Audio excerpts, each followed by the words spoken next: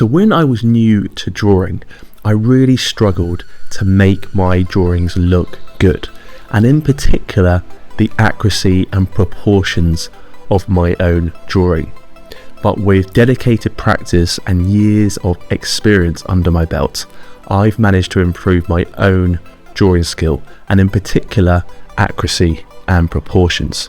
Taking this knowledge that I learned over the years, I'm sharing one valuable but crucial tip to help improve your accuracy, proportions and overall drawing skill, and take it to the next level. Using lines when you're drawing. Employ imaginary lines horizontally and vertically to understand how elements relate to one another. Ask questions throughout a drawing, like how the ear aligns with the nose or the eye's angle on the face. Use imaginary lines in your head, or use a straight object like a pen or pencil to analyze. If you're using a physical object like a pen, remember to keep your arm steady, locked in place and straight. Live drawing example using this exercise. Let me show you an example of how I draw apples from this observational image using vertical and horizontal lines, as well as measurements to ensure accuracy. These techniques also apply to portrait drawing as well. Here's how to do it. Hold your pencil or pen at arm's length, making sure to lock your elbow to keep it straight, and even brace your arm against your chin or neck to keep your measurements consistent. This is really important. Close one eye and use the top of the pencil to align with the top of the apple. Then slide your thumb down the pencil to mark the bottom. That's your unit of measurement. Now, compare the measurement to other parts of your composition. How many apple heights wide is the setup? How does one apple compare to another? Don't just measure vertically, measure horizontally too.